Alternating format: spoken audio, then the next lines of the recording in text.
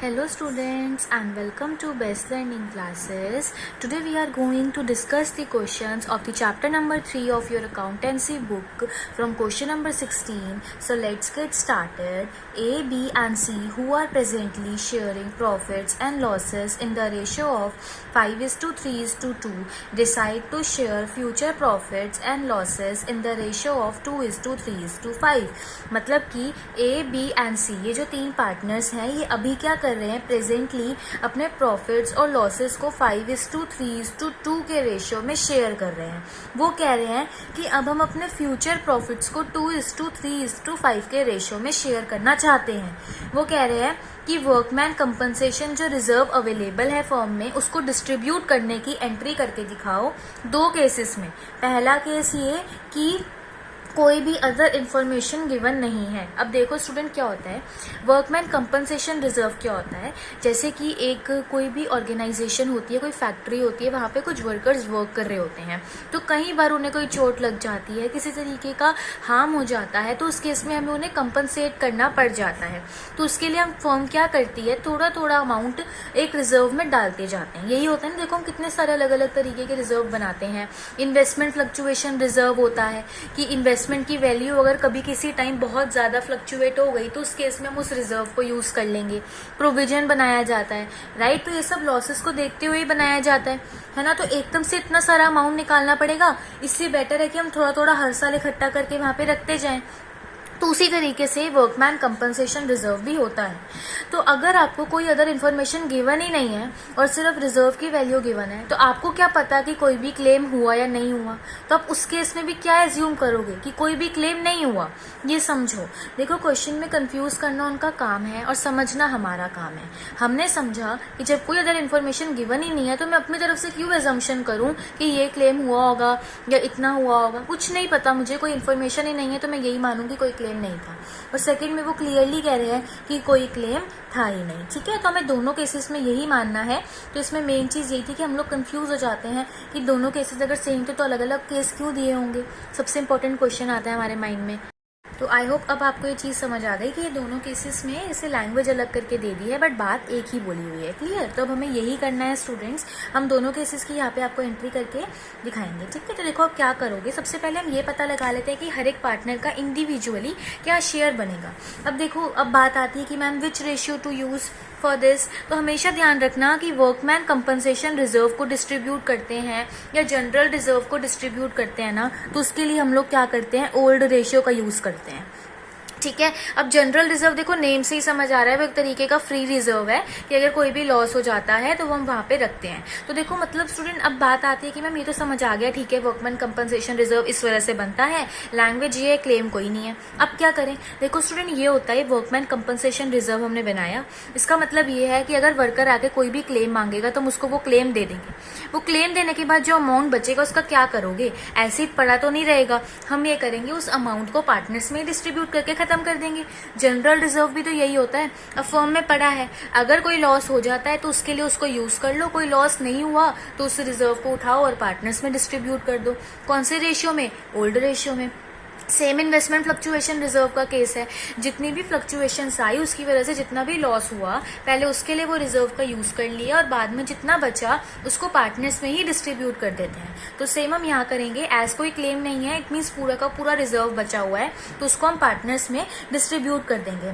तो रिजर्व था 1,20,000 का और ओल्ड रेशियो थी 5:3:2, तो उसका 5/10 यहाँ आ जाएगा, 1,20,000 का 3/10 यहाँ आ जाएगा और 1,20,000 का 2/10 यहाँ आ जाएगा। ठीक है, देखो एक जीरो से जीरो कैंसिल आउट हर जगह हो जाएगी एंड देन इसको सिंपली मल्टीप्लाई करके 60,000, 36,000 एंड 24,000 का अमाउंट आपके पास आ गया। अब अमाउंट आ गया तो सिर्फ एंट्री करनी रह गई।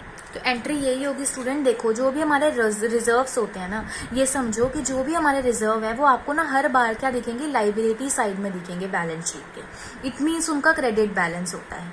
तो अब मैं क्या कर रही हूँ, इस रिजर्व को खत्म कर रही हूँ, इसका क्रेडिट बैलेंस है, तो खत्म करने के लिए मुझे क्या करना पड़ेगा, क्रेडिट वाली चीज को डेबिट करना पड़ेगा। इससे मैं पार्टनर्स को दे रही हूँ, पार्टनर्स के पास रिजर्व जाएगा तो उनके कैपिटल अकाउंट का बैलेंस इंक्रीज हो जाएगा, और कैपिटल अकाउंट के बैलेंस को इंक्रीज करने के लिए उनके अकाउंट को क्रेडिट किया जाता है। या तो ये समझ लीजिए या फिर दूसरे तरीके से समझ लीजिए, ठीक है। रिजर्व को खत्म करना है तो डेबिट करना है, या पार्टनर्स के पास जाएगा, उनका कैपिटल अकाउंट बढ़ेगा तो वो क्रेडिट होगा। दोनों तरीके से बात एक ही रहेगी। हमने ये किया, हमने वर्कमैन कंपनसेशन रिजर्व को डिस्ट्रीब्यूट कर दिया। कौन से रेशियो में डिस्ट्रीब्यूट किया है, हमने इसको डिस्ट्रीब्यूट किया है ओल्ड रेशियो में, और अमाउंट हम ऑलरेडी निकाल ही चुके थे, 60,000, 36,000 एंड 24,000, और जो टोटल रिजर्व था वो 1,20,000 का था। क्लियर हो गया इतना। अब देखो सिंपली मैंने यही लिखा है कि जैसे कि कोई क्लेम नहीं था तो सेम ही एंट्री पास होगी, उसी तरीके से पूरा का पूरा रिजर्व पार्टनर्स में डिस्ट्रीब्यूट हो जाएगा, तो दोनों केसेस में सेम ही एंट्री पास होनी है। अब देखिए student, question number 17। Question number 17 में आपको बोला गया है कि एक्स, वाई और जेड पार्टनर्स हैं जो कि प्रॉफिट्स और लॉसेस को 5:3:2 के रेशियो में शेयर करते हैं। ठीक है, इतना हमें क्लियर हो गया। तो वो उनकी ओल्ड रेशियो है। उन्होंने डिसाइड किया है कि हमारा न्यू रेशियो 2:3:5 होना चाहिए। हमें जर्नल एंट्री पास करनी है वर्कमैन कंपनसेशन रिजर्व को डिस्ट्रीब्यूट करने की, जो कि कितने रुपीज का है, 1,20,000 का है। At the time of change in profit sharing ratio, और क्लेम भी अवेलेबल है 80,000 का। तो पहले क्या करेंगे, जितना भी रिजर्व है उसमें से क्लेम हटा दोगे और उसके बाद करोगे। अब दूसरी बात कंफ्यूजन की ये आती है कि इस बार तो बोल दिया at the time of change in profit sharing ratio, तो क्या वर्कमैन कंपनसेशन रिजर्व को डिस्ट्रीब्यूट करने के लिए हम इस केस में न्यू रेशियो का यूज करेंगे? तो बिल्कुल नहीं, हम यहाँ पे भी ओल्ड रेशियो का ही यूज करने वाले हैं। ठीक है, तो ये ध्यान रखना। तो हम यही करने वाले हैं। देखो हम लोग पहले ये देखेंगे कि कितना रिजर्व बच जाएगा। तो टोटल 1,20,000 का हमारा रिजर्व था, जिसमें से 80,000 का क्लेम आ गया। अब 40,000 का बच गया है, ये हम क्या करेंगे, पार्टनर्स में डिस्ट्रीब्यूट कर देंगे। राइट, तो वही कर दो। तो जो ये 40,000 है, कौन से रेशियो में डिस्ट्रीब्यूट करोगे, ओल्ड रेशियो में, जो कि है 5:3:2 में 2।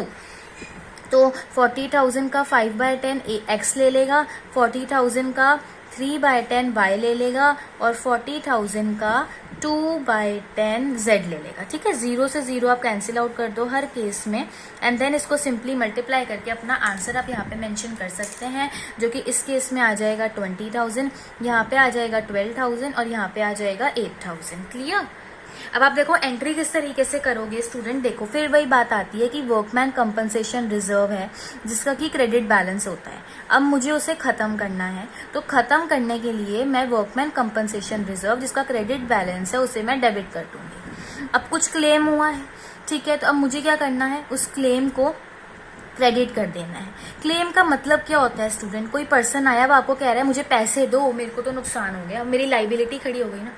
लाइबिलिटी खड़ी हुई कि नहीं हुई मेरी, अब मेरे लिए वो लाइबिलिटी है, मुझे उसे पे करना पड़ेगा। तो लाइबिलिटी का क्या बैलेंस होता है, क्रेडिट बैलेंस, तो क्रेडिट साइड पे लिख दिया।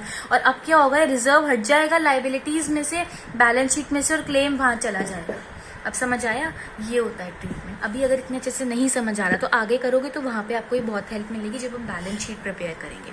मैंने ये कहा कुछ मेरा वर्कमैन कंपनसेशन रिजर्व था, इसमें से कुछ क्लेम आ गया और बाकी का जो था वो मैं डिस्ट्रीब्यूट कर दूंगी। तो जो मेरा क्लेम आया, अभी मेरी लाइबिलिटी खड़ी होगी, मुझे उन वर्कर्स को पैसा देना पड़ेगा। तो अब मैं इसको बैलेंस शीट में ले जाऊंगी, और ये तो मैं सिंपली पार्टनर्स में उनकी ओल्ड रेशियो में डिस्ट्रीब्यूट कर ही रही हूँ। तो ये मेरी लाइबिलिटी खड़ी हुई, तो मैंने इसे क्रेडिट साइड पे लिखा।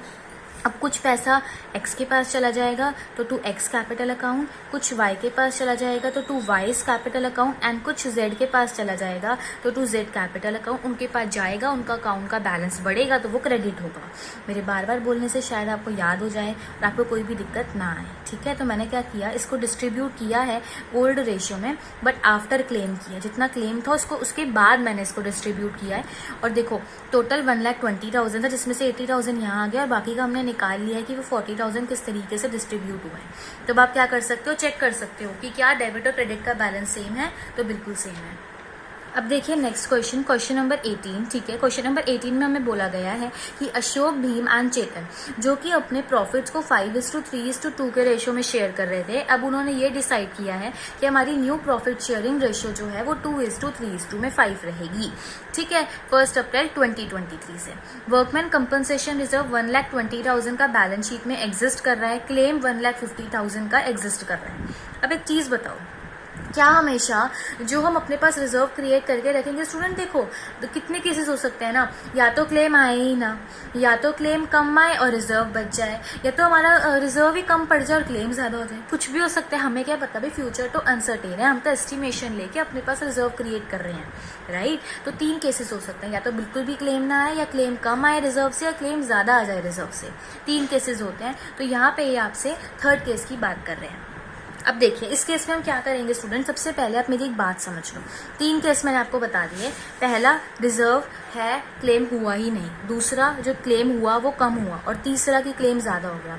यहाँ पे हम इसकी बात कर रहे हैं। अब क्लेम ज़्यादा हो गया मतलब मेरे को लॉस हो गया, मेरे पास जो रिजर्व था वो सफिशिएंट नहीं पड़ा और उससे ज़्यादा मेरे से मांग लिया गया है वर्कर्स के थ्रू।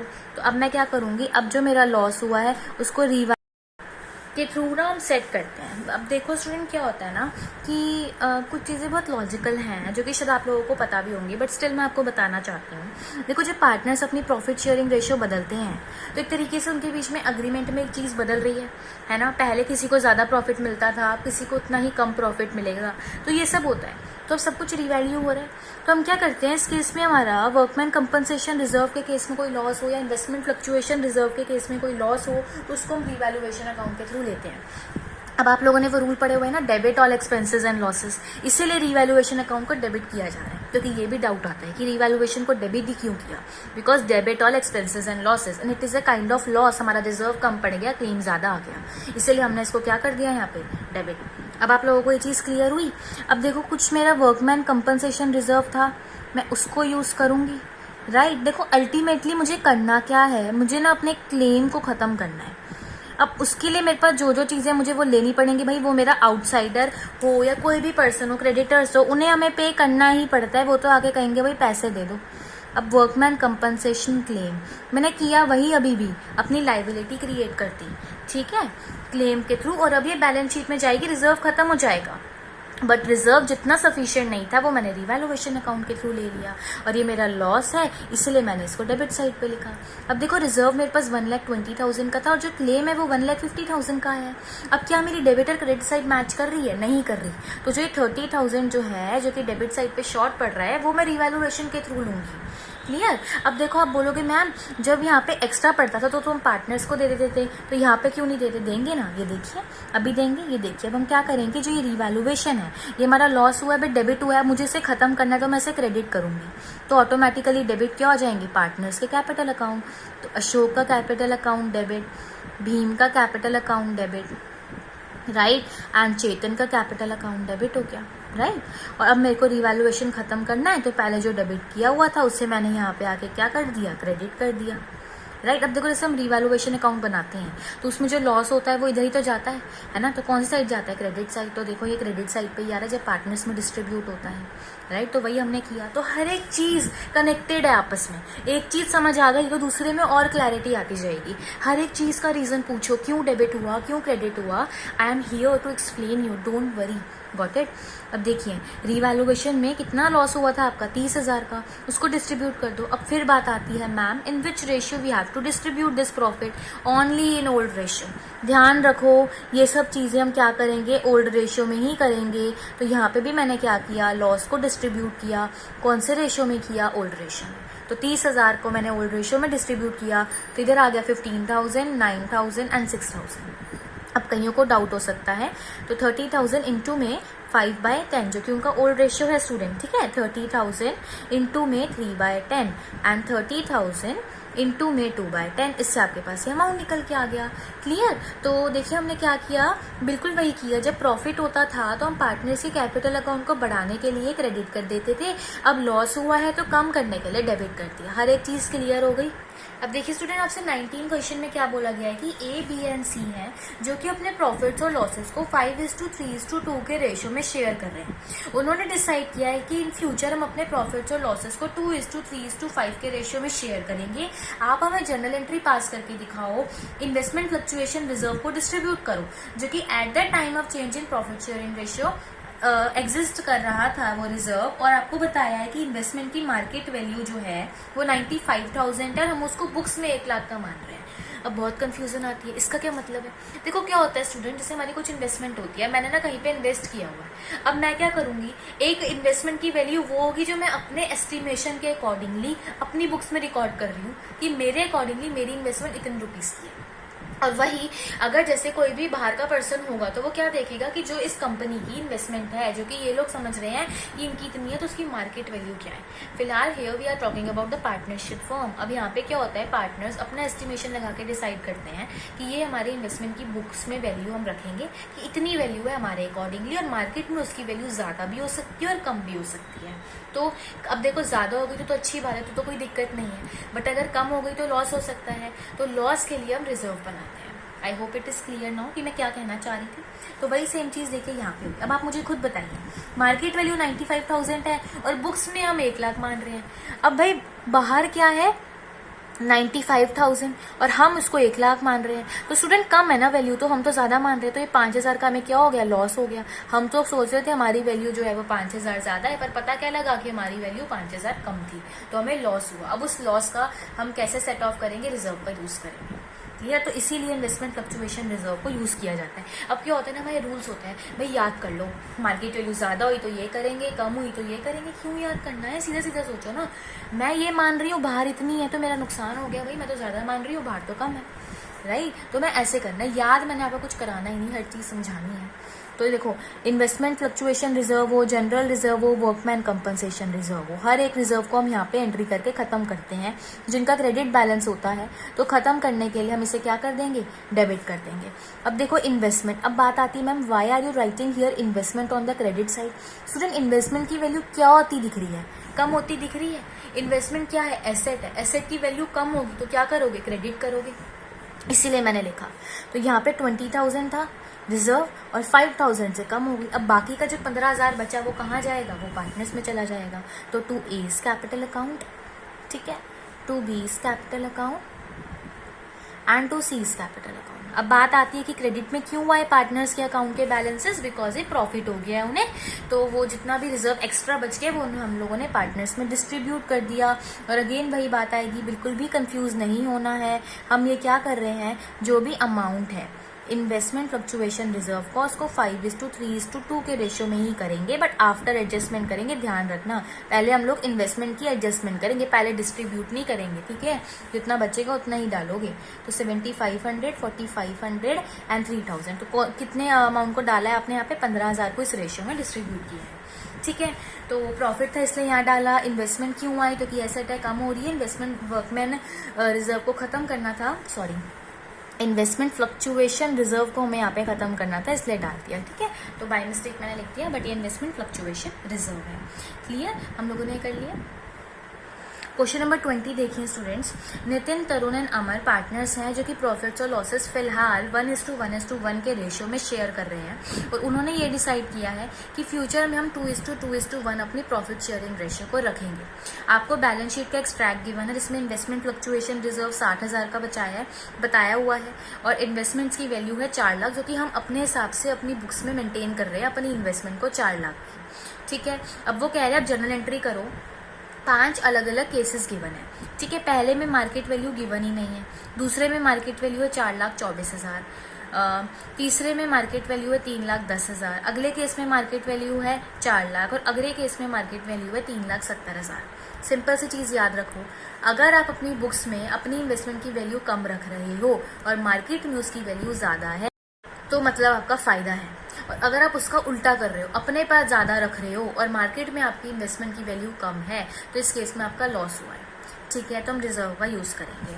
अब सबसे पहले देखो क्या बोलोगे कि मार्केट वैल्यू जो है वो कुछ है ही नहीं। अब मेरे को एक चीज बताओ स्टूडेंट, जब मार्केट वैल्यू है ही नहीं तो हम यही मान के रखेंगे ना कि जो हम लोगों की इन्वेस्टमेंट है वो ठीक है। हम क्यों खुद से अज्यूम करें कि हमें प्रॉफिट हुआ या लॉस हुआ, हम कुछ भी नहीं मानेंगे। जैसे कि वर्कमैन कंपनसेशन रिजर्व के केस में भी पहले केस में यही था कि उन्होंने कुछ भी नहीं बताया हुआ था, तो हमने क्या माना था, हमने सिंपली ये मान लिया था कोई क्लेम नहीं है और पार्टनर्स में डाल दिया। सेम उसी तरीके से हम यहाँ मानेंगे कोई प्रॉफिट कोई लॉस नहीं है, हम अपने इन्वेस्टमेंट फ्लक्चुएशन रिजर्व को हमें पता है, इसको हमें खत्म करना है, ठीक है? तो क्रेडिट बैलेंस है तो इसको डेबिट करके मैं खत्म कर देती हूँ, और इसको खत्म करने के लिए जब और कुछ तो है नहीं तो बस पार्टनर्स में चला जाएगा। पार्टनर्स को एक तरीके से फायदा हो जाता है, ये मिलने से उनके पार्टनर के कैपिटल अकाउंट बढ़ जाते हैं, इसीलिए क्रेडिट में चला जाएगा। सेम रीज़न है जो हर जगह चलेगा, बस मेरे बोलने से आपको याद हो जाएगा और बस यही चाहिए, राइट, ताकि हमारी कोई भी गलती एग्जाम में ना हो। क्लियर? तो हमने डिस्ट्रीब्यूट कर दिया। और कौन से रेशियो में करोगे? ओल्ड रेशियो में। ओल्ड रेशियो क्या थी? इक्वल थी। तो जो ये 60,000 का था ये इक्वली तीनों पार्टनर्स में आ जाएगा। 20,000 20,000 20,000 कैसे आया? 60,000 का 1/3 करोगे तो वही अमाउंट तीनों में आ जाएगा। ठीक है। अब देखिए student case number 2। Case number 2 में ये बोला हुआ है कि जो आपकी मार्केट वैल्यू है वो 4 लाख है। ठीक है, जितनी इन्वेस्टमेंट्स थी उतनी हमारी मार्केट वैल्यू है, तो नो प्रॉफिट नो लॉस का केस है। जितना हमने सोचा उतना ही है, तो मैं सेम लिख रही हूँ, सेम एज केस 1। ठीक है, तो कि बिल्कुल सेम एंट्री आएगी। हमने यही बोल दिया कि हम भी 4 लाख ही मान रहे थे अपनी इन्वेस्टमेंट को, और मार्केट में भी हमें 4 लाख ही मिला, तो हमें ना कोई प्रॉफिट हुआ है ना कोई लॉस हुआ है, तो हम यही सेम एंट्री कर देंगे। जितना भी रिजर्व था उसको पार्टनर्स में डाल देंगे। अब देखिए केस नंबर 3 देखिए स्टूडेंट। केस नंबर 3 में हमें ये बोला गया है कि मार्केट वैल्यू है 4,24,000 की। तो फायदा हो गया भाई, ये तो हमें हमारी जो इन्वेस्टमेंट की वैल्यू है वो ज्यादा है और हम कम मान रहे हैं। तो देखो अब आप क्या करोगे, आप ये करोगे, पहले आपको ये पता है कि आपको अपने इन्वेस्टमेंट फ्लक्चुएशन रिजर्व को खत्म करना है, ये चीज तो क्लियर है। तो उससे पहले खत्म करो investment fluctuation reserve account debit. इसे मैंने खत्म कर दिया, जिसका क्रेडिट बैलेंस था डेबिट करके, और जो भी था उसको मैंने पार्टनर्स में डाल दिया।